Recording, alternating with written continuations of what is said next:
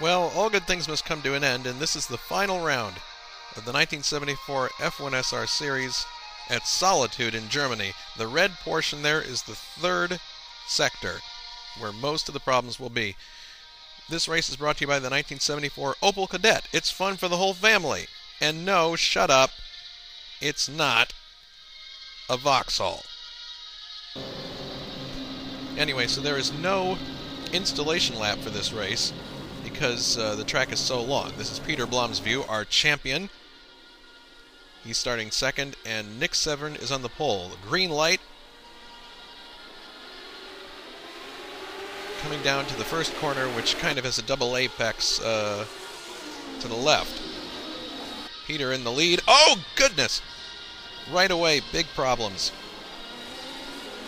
Peter loses his wing. Nick Severn has a huge shunt as well, and this promotes Richard Tull into the lead, driving as Parnelli. Here the car is coming up the hill now, onto the circuit proper. This is Peter Leng.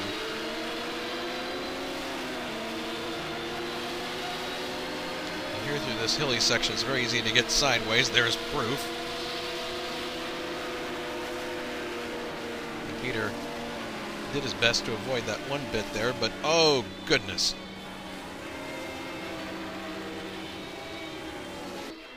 And Peter gets points here for artistic impression.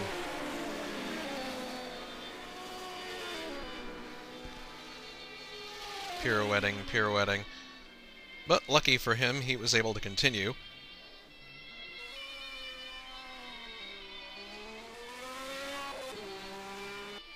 Now this is back at the front of the field, still on lap 1, Richard leading. Unfortunately, Richard would retire later on in the race. I'm not entirely sure why. It might have been a technical issue of some kind. Actually, a few people had technical issues in this race that didn't have anything to do with the difficulty of the circuit itself.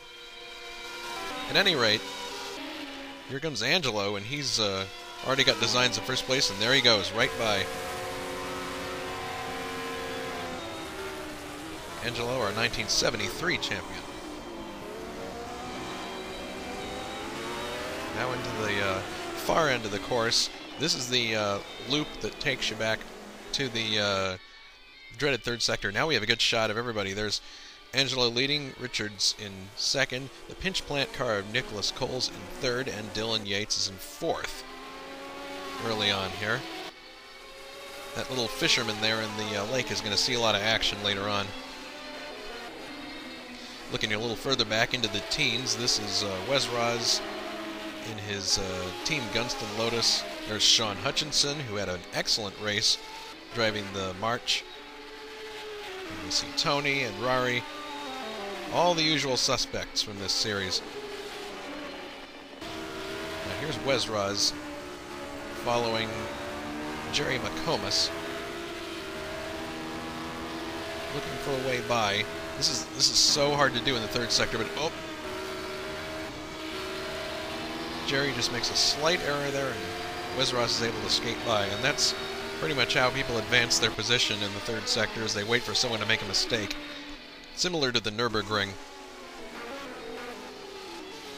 So Wesraz continues on. Now this is the view from my car following Sean Hutchinson, and I'm like, oh shoot, no, and I get collected by this incident. Sean just goes right back on the circuit, minus rear wing.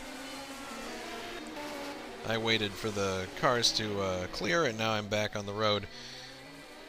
And actually, this is the most dangerous part of... Oh, there's Sean again. So apparently he got caught on a guardrail. After an accident, you're really anxious to catch up. And this is a classic case of me being too anxious to catch up. And I run into the hay bales, and I'm just like, oh, Jason, you dingbat. Lost both wings. On the forum, I thought I just lost one, but it turns out I lost both. And that's Simon Watman, who's also had an off of sorts, so in we all come to the pits for repairs. It was a very busy pit lane. This is lap 2, and this is Peter Blum, who's following Paul M. Jones, who started from the pit lane. And consequently there was an R-factor error that showed him as completing 0 laps, which was wrong. But here he is with Peter after his pit stop. They're in the teens right now, but still having a very spirited battle. Watch this. Peter coming alongside Paul. Peter and Paul. Where's Mary? And look at this. Paul is not going to take that line down. Slips right back by in the second left-hander. Good stuff. Too bad Paul wasn't able to finish. I think his retirement had something to do with starting from the pit lane. Now here is a great scrap between 4 cars. The lead car is Porks, running in 12th place. Next is Tony, and then we have Rari in the Ferrari, and Ace in the Marlboro McLaren. This is from Rari's camera. Gets on the grass just a bit there, and it probably has to lift just to keep the car going. And that's just enough to let Ace by. But same exact thing happens to Ace. Just a little bit of an agricultural excursion, and that's just enough for somebody else to get an advantage. So here comes Rari right back by again. Well, Ace is going to make it difficult for him. This is an interesting shot because the cars are running 2 by 2 at speed down this straightaway. Tony overtakes Porks there for 12th. Rari's still trying to get by Ace. Oops! And that is an accident for Porks, who loses his front wing, and this causes a bottleneck effect for the other cars. Oh, and there goes Tony. So both of the Brabhams having a very bad time in this lower portion of the track. Now into the third sector. Here's Ace. Oh, he slides a little bit there, and Rari has an excellent opportunity on the plate to slip by side by side. But nope. Ace is able to get back in front again. Into the dreaded... Ooh! Onto the grass, so Rari's biding his time there, thinking that, okay, I'll just wait and see what happens. And, goodness, that little side road with the toll booth thing caused more accidents. That's a cute little Volkswagen Beetle there. Wonder if that's for sale. Anyway, Ace was able to rejoin, as you can see, using the access road, but unfortunately his race didn't last much longer. Now this is a little bit later on lap 4.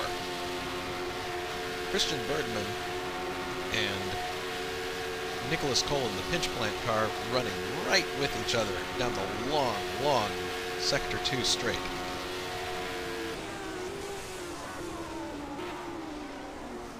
This is a battle for second place, I believe, with Angelo now in front after Richard Tall's retirement. And you have Dylan Yates there. You can always tell Dylan by the blue helmet and the biplane wing. So for the moment, Nicholas Cole is able to keep ahead of Christian Bergman. Now, this is Wes Raz, who's running in 7th place at this point. This is lap 5. Everything seems to be okay, but he gets on the grass a little bit, and uh-oh! Goes for a swim. Actually, apparently Jesus isn't the only one who can walk on water.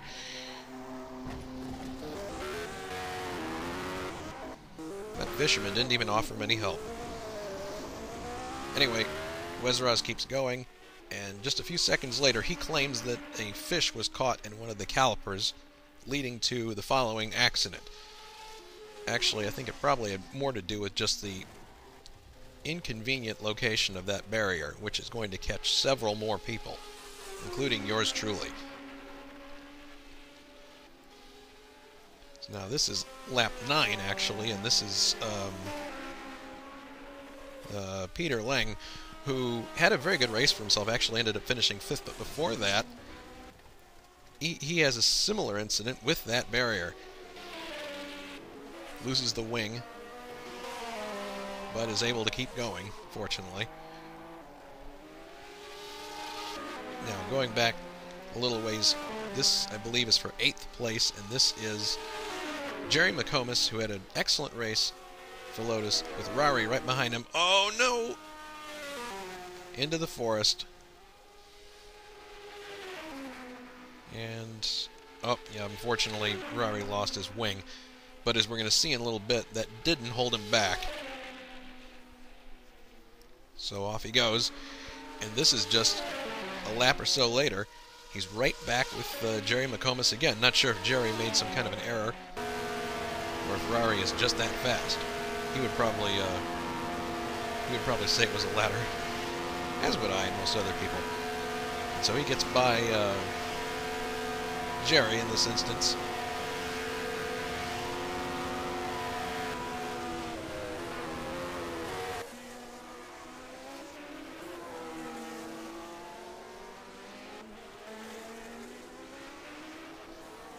Coming down to the end of the second sector.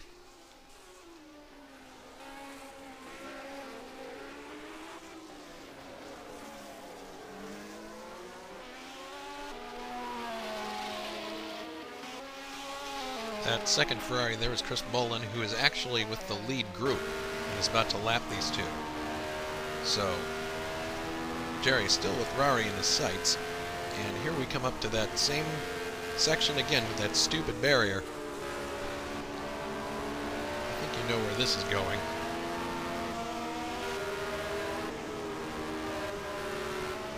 And there again, that barrier was responsible for more mayhem.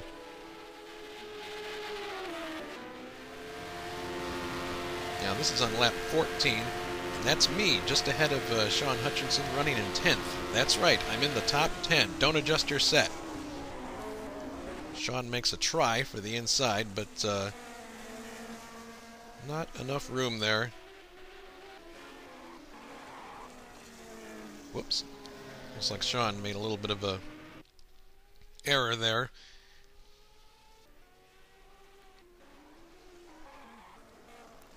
Now here I'm ready to start in the stupid third sector, but just before I get there, a little bit of wheel spin. That fisherman's probably like, good grief, can't I get any peace?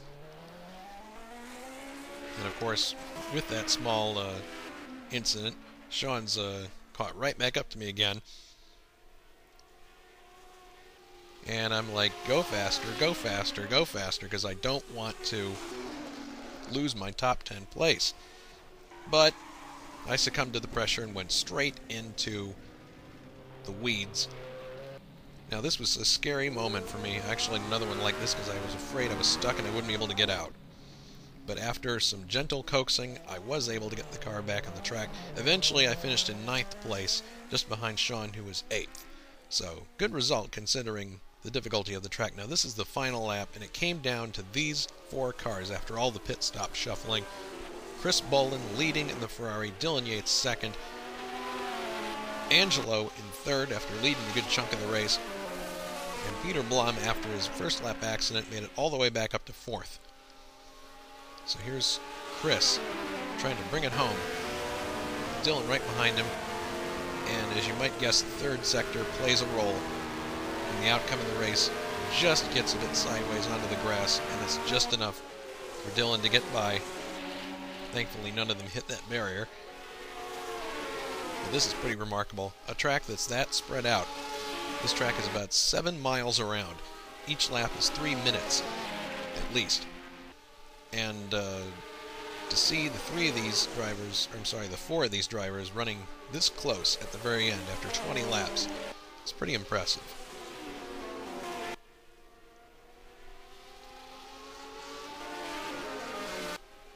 So Dylan coming down to the final corner to collect the final win of the series. Crosses the line. Chris Bolin second, Angelo third, and Peter Blum fourth. Oh. Actually, he jumped the barrier there. So that is the end of the 1974 series. We've got other open wheel action coming up soon, so if you'd like to join, that's where you can find us. There's also DTM racing, so come on over. It's a lot of fun.